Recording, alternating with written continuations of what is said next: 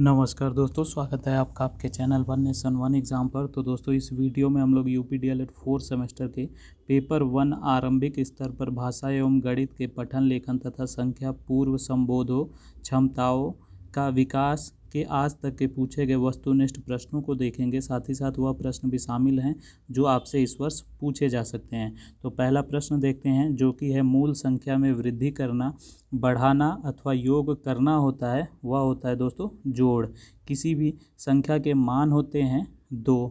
3 अंकों की सबसे पहली या छोटी संख्या होती है 100। लेखन एक शारीरिक क्रिया है जिसमें बालकों के हाथों को गतिविधियां करनी पड़ती है। कथन है श्रीमती मॉन्टेसरी का। जिनका उच्चारण कंठ के स्पर्श से होता है वह क ख ग घ होते हैं। ज्ञानार्जन और ज्ञान वृद्धि का साधन है वह ऑप्शन ए बी सी तीनों हैं, तो ऑप्शन डी उत्तर हो जाएगा। विराम संबंधी समस्याओं का प्रमुख कारण है विराम चिन्हों का ज्ञान न होना। विवृत स्वर जो होते हैं वह आ और औ होते हैं। आनंद का पर्यायवाची शब्द है वह मोद, सुख, प्रमोद सभी है, तो उपयुक्त सभी उत्तर हो जाएगा। अगला प्रश्न है दोस्तों, प्रश्न संख्या 10। निम्नलिखित में से कौन सा संयुक्त व्यंजन नहीं है, तो वह है दोस्तों आपका ऑप्शन बी ईया। अगला प्रश्न देखते हैं, निम्नलिखित में से दीर्घ स्वर है, तो वह है दोस्तों आ। नवग्रह में समास है द्विगु समास। उर्वशी के रचनाकार हैं रामधारी सिंह दिनकर। चिंतामणि के रचनाकार हैं रामचंद्र शुक्ल। गोदान के रचनाकार हैं प्रेमचंद्र। देश विदेश में समास है द्वंद्व समास। करुण रस का स्थायी भाव शोक होता है। तद्भव है, तो दोस्तों तद्भव जो है वह अंधेरा है। आज्ञा का समानार्थी शब्द है अनुमति। अगला प्रश्न देखते हैं, 9 2 11 का अर्थ होता है भाग जाना। ऊंची दुकान फीकी पकवान का अर्थ होता है बाह्य आडंबर। अगला प्रश्न है, वायु का पर्यायवाची शब्द है तो हवा, अनिल, पवन सभी है, तो ऑप्शन डी सही हो जाएगा। तरणी पर्यायवाची है दोस्तों नौका का। अगला प्रश्न है, तरनी पर्यायवाची है नदी का। भित्ति का पर्यायवाची है दीवार। भीति का पर्यायवाची है दोस्तों डर। तालाब का पर्यायवाची क्या हो जाएगा, वह हो जाएगा तडाग। पुष्कर, जलाशय यानी सभी। जागरण का विलोम होगा दोस्तों निद्रा, जो ऑप्शन ए में दिया है। तिमिर का विलोम होगा ज्योति। जो बहुत कठिनाई से मिलता है वह दुर्लभ कहते हैं उसको। अनुचित बात के लिए आग्रह कहलाता है दुराग्रह। पंचवटी में कौन सा समास है, द्विगु समास। नायक में कौन सी संधि है, तो अयाधि संधि। पावक में कौन सी संधि है, तो अयाधि संधि। यद्यपि संधि विच्छेद है तो यदि प्लस अपि। यथौ में संधि है तो वृद्ध संधि। पवन का संधि विच्छेद हो जाएगा पो प्लस अन। रविंद्र का संधि है दोस्तों दीर्घ स्वर संधि। देवेंद्र में संधि है गुण संधि। इकोए डच्ची किस संधि का सूत्र है, तो यड़ संधि का। आदगुणः किस संधि का सूत्र है, तो गुण संधि का। उत्साह है दोस्तों भाववाचक संज्ञा। करुणा क्या है, तो करुणा है भाववाचक संज्ञा। दयनीय में प्रत्यय है ईय। अगला प्रश्न है, प्र उपसर्ग से बना है, तो प्रश्न भी है, प्रहार भी है, प्रसन्न भी है, तो उपयुक्त सभी हो जाएगा। निम्न में से हवा का पर्यायवाची नहीं है, तो अनल हो जाएगा। यथाशक्ति में कौन सा समास है, तो अव्ययी भाव। कृष्ण सर्प में कौन सा समास है, तो कर्मधारय समास। पीताम्बर में कौन सा समास है दोस्तों, तो बहुव्रीहि समास। माता और पिता या माता पिता में कौन सा समास है, तो वह है द्वंद्व समास। चतुर्मुख में कौन सा समास है, तो द्विगु समास। काला घोड़ा दौड़ रहा है, इस वाक्य में काला है विशेषण। जो अवयव क्रिया की विशेषता प्रकट करता है उसे कहते हैं क्रिया विशेषण। अधिक मत बोलो में क्रिया विशेषण है दोस्तों अधिक। निपात है हाँ, मत खबरदार। जी यानी उपयुक्त सभी, तत्सम है दोस्तों, आंत्र, उत्तिष्ठ, अग्नि यानी सभी, तद्भव है आपके अगम, आग, आँच यानी सभी, ब वर्ण का उच्चारण स्थान है, ओष्ठ कामायनी के रचनाकार हैं जयशंकर प्रसाद, मनुष्यता में है वह है आपका भाववाचक संज्ञा, पर्वत है तो जातिवाचक संज्ञा, पठन की प्रक्रिया में उचित आरोह अवरोह का समावेश न होने का प्रमुख कारण है, शीघ्रता से पठन, अधिक तेज आवाज़ से पढ़ना, भाव को समझकर न पढ़ना यानी उपयुक्त सभी, लिखित भाषा के ध्वन्यात्मक पठन को कहते हैं स्वस्वर पठन। वाक्य में निम्नलिखित गुण होते हैं तो वह होते हैं सार्थकता, क्रमबद्धता यानी दोनों, क का उच्चारण स्थान है, कंठ, इच्छा शब्द का पर्यायवाची जो है वह आशा, अभिलाषा, स्पृहा यानी सभी उत्तर हो जाएगा, कोष्टक चिन्ह जो हैं वह सभी हैं, छोटा, मझला, बड़ा कोष्टक सभी हैं तो उपयुक्त सभी हो जाएगा।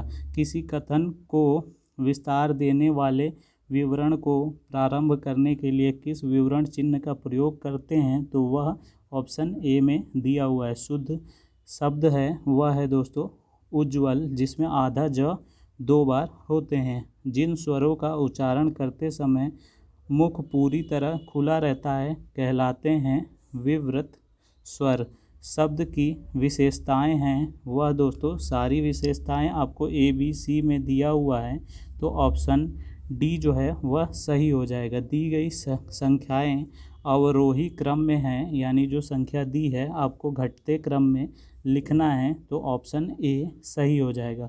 अगला प्रश्न देखते हैं। संख्या 5 को शून्य से गुणा करने पर गुणनफल होगा तो किसी भी संख्या को शून्य से गुणा करने पर शून्य ही आता है तो ऑप्शन ए सही हो जाएगा। शून्य को किसी संख्या से भाग देने पर भागफल प्राप्त होगा तो शून्य को किसी भी संख्या से भाग करते हैं तो शून्य ही प्राप्त होता है।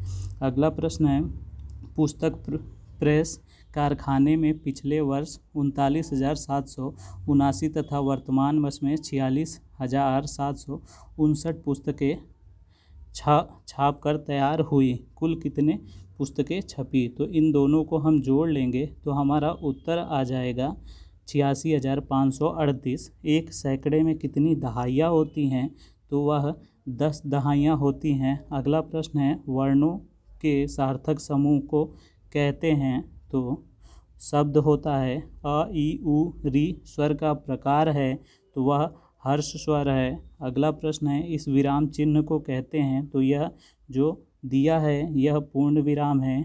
अतिवृष्टि का विलोम शब्द होता है अनावृष्टि। य, र, ल, व व्यंजन हैं तो अंतस्थ व्यंजन। गणित की मूल संक्रियाएं हैं जोड़, घटाना, गुणा, भाग।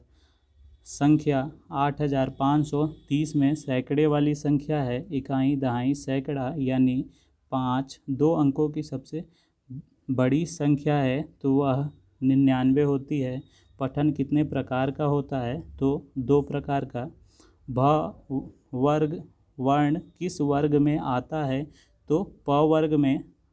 अगला प्रश्न है, निम्नलिखित में से अवरोही क्रम यानी घटते क्रम में कौन सा लिखा हुआ है तो आपका ऑप्शन ए सही हो जाएगा।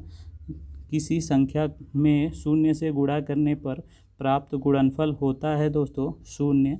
सम्मान शब्द उदाहरण है द्वंद्व व्यंजन का। तुरंग शब्द पर्यायवाची है, शब्द का पर्यायवाची है दोस्तों घोड़ा। भाषा की इकाई जो होती है वह ध्वनि होती है। हिंदी वर्णमाला में स्वरों की संख्या 11 होती है और व्यंजनों की जो संख्या होती है वह 33 होती है। वर्णों का निर्माण होता है स्वरों और व्यंजनों दोनों से। हिंदी वर्णमाला में कितने वर्ग होते हैं तो वह 5 होते हैं। हिंदी वर्णमाला में मूल रूप से कितने स्वर होते हैं तो वह 7 होते हैं। वर्णमाला में अंतस्थ व्यंजन हैं दोस्तों य, र, ल, व। वर्णमाला में ऊष्म व्यंजन हैं दोस्तों वह 4 हैं। वर्णमाला में अंतस्थ व्यंजनों की संख्या है तो वह दोस्तों 4 है, जो ऑप्शन बी है। अगला प्रश्न है वर्णमाला में ऊष्म व्यंजन हैं, तो वह दोस्तों स, श, श और ह है। हिंदी वर्णमाला में संयुक्त व्यंजन हैं, तो जो 2 व्यंजनों से जुड़कर बनते हैं वह ऑप्शन ए में दिया हुआ है, कछ, त्र, ज्ञ और श्र। हिंदी में लिंग जो हैं वह 2 हैं, जबकि संस्कृत में लिंग 3 हैं। क्रिया के भेद हैं 3। अगला प्रश्न है जिन व्यंजनों के उच्चारण में श्वास कम मात्रा में निस्सारित होता है उसे कहते हैं अल्प प्राण, और जहाँ श्वास में अधिक मात्रा निस्सारित होता है उसे कहते हैं महाप्राण। और अगला प्रश्न है उत्क्षिप्त व्यंजन हैं, तो वह है दोस्तों ढ, ढ। अगला प्रश्न है अनुग्रह का समानार्थी शब्द है, तो अनुकंपा। अगला प्रश्न है आलोचना का समानार्थी शब्द है समीक्षा। मिनीसी का समानार्थी शब्द है दोस्तों ज्ञानी। अतिवृष्टि का विलोम जो होता है वह होता है अनावृष्टि। अमर का विलोम है दोस्तों नश्वर। संयुक्त व्यंजन क्या हैं, तो वह है आपके कछ, त्र, ज्ञ। संयुक्त व्यंजन जो कछ है वह किससे बना है, तो क, छ और स से। त प्लस र मिलने से बनता है तो त्र बनता है। चंद्रमा फंदा अंत में है, तो वह है अनुस्वार। अगला प्रश्न है कई वाक्यों का समूह कहलाता है, तो अनुच्छेद कहलाता है। सबसे प्राचीन जो भाषा है वह है संस्कृत। निम्न में से शब्द शुद्ध वाक्य है, तो दोस्तों आप इसे पढ़ेंगे तो जो सबसे शुद्ध लगेगा वह तुम मुझ पर नाराज हो लगेगा। इसके अलावा 120 है शुद्ध वाक्य का चयन करें। इसमें जो सबसे शुद्ध है वह है तुम चलो मैं आता हूँ। अगला प्रश्न भी शुद्ध को पहचानना है, तो वह है राजन की आदत बड़ी खराब है।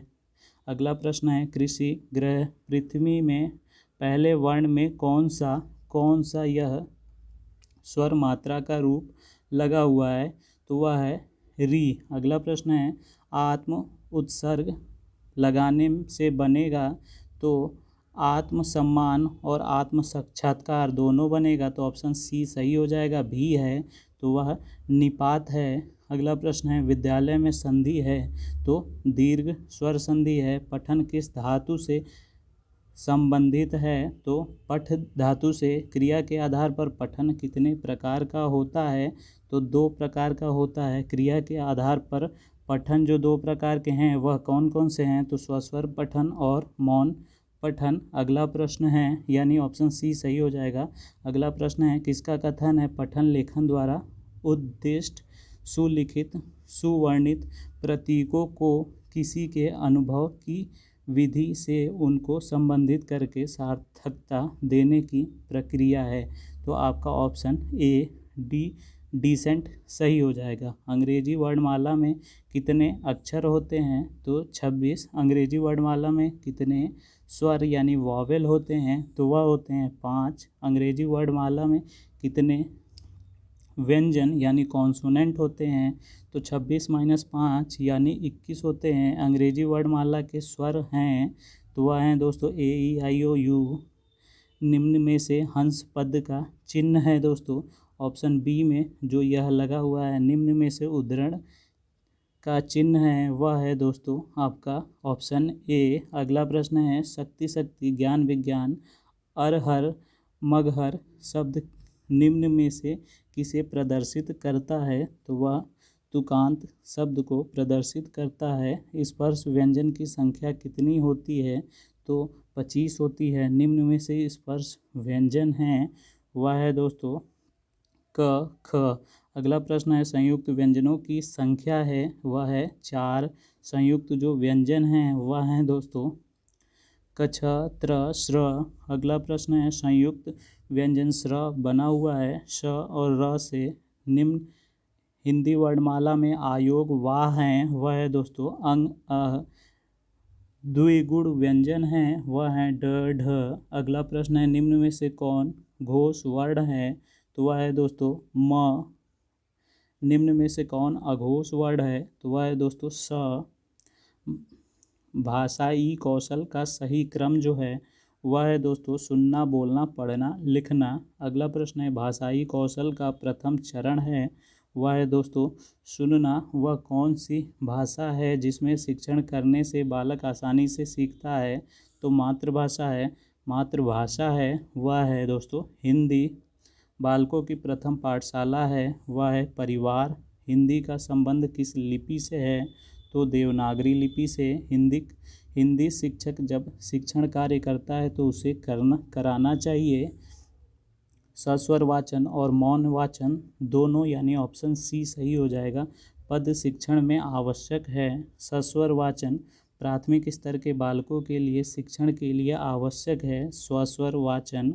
पूर्व माध्यमिक कक्षाओं हेतु हिंदी शिक्षण करना चाहिए मौन वाचन। अगला प्रश्न है गद्य पाठों की शिक्षण मुख्य रूप से किस वाचन द्वारा होना चाहिए? तो वह है दोस्तों मौन वाचन। मौखिक अभिव्यक्ति में कौन सी विधि उचित नहीं है? तो जो नहीं है वह है दोस्तों मौन वाचन। अगला प्रश्न है मौखिक आत्म प्रकाशन का आधार नहीं है? तो वह है दोस्तों मौन वाचन। हिंदी किस लिपि से संबंधित है? तो वह है दोस्तों देवनागरी से। वर्णों के समूह को कहते हैं वर्णमाला। हिंदी वर्णमाला में मूल रूप से कितने वर्ण हैं? तो वह हैं 52। किस वर्ग में आता है? तो वह ट वर्ग में आता है। 13 संख्या जो है वह विषम संख्या है। अवरोही क्रम में जो लिखा हुआ है वह ऑप्शन ए का जो ऑप्शन है वह है। भाग की संक्रियाएं होती हैं, यानी भाग में क्या क्या होता है? तो भाज्य भाजक भागफल सभी होता है, तो सभी हो जाएगा। भाषा शिक्षण के पक्ष हैं वह है दोस्तों पठन व्याकरण लेखन, यानी सभी। भाषिक अज्ञानता संबंधी समस्या है, तो लिपि संबंधी अज्ञानता, व्याकरण का अपर्याप्त ज्ञान, सही विराम चिन्हों के प्रयोग का अभाव, यानी उपयुक्त सही सभी हो जाएगा। 99 में जो दहाई है वह है दोस्तों 9 और इकाई भी 9 ही है। हिंदी में स्वर होते हैं 11। मनुष्य के उच्चारणोपयोगी अवयव है, तो काकल दंत कंठ, यानी सभी हो जाएगा।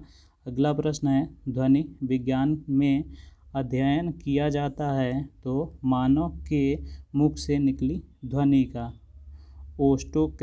ओष्ठाकृति के आधार पर स्वर होते हैं, तो वृत्ताकार स्वर और अवृत्ताकार स्वर, यानी ऑप्शन सी। व्यंजनों का उच्चारण की दृष्टि से बांटा गया है, तो 3 भागों में। ध्वनियों के उच्चारण में होने वाले यत्न को प्रयत्न कहा जाता है। यह होते हैं स्वर तंत्री में कंपन से, जिह्वा तथा अन्य अवयवों द्वारा श्वास की मात्रा से, यानी उपयुक्त सभी। निम्नलिखित में से दंत व्यंजन हैं, तो वह है न।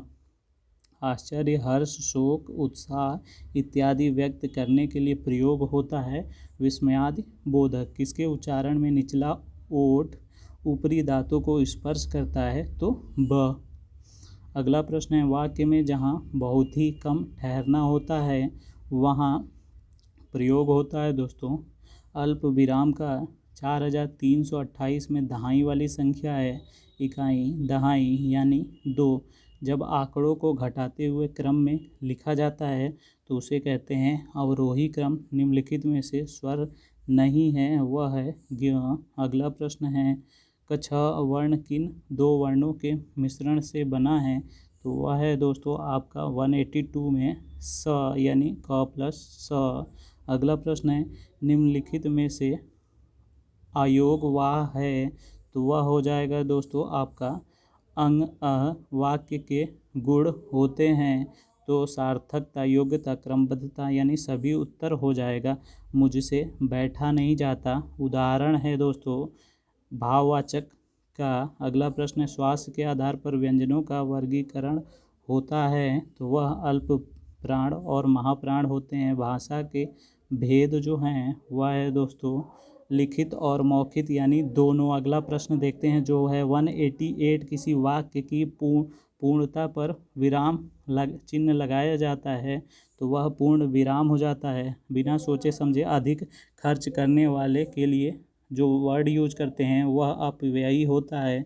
किसी संख्या के दाहिनी ओर शून्य रखने पर वह संख्या बढ़ जाती है। 10 गुना 3 अंकों की सबसे बड़ी संख्या होती है। 999। अगला प्रश्न देखते हैं। 192 3478 में सैकड़े वाली संख्या जो है वह है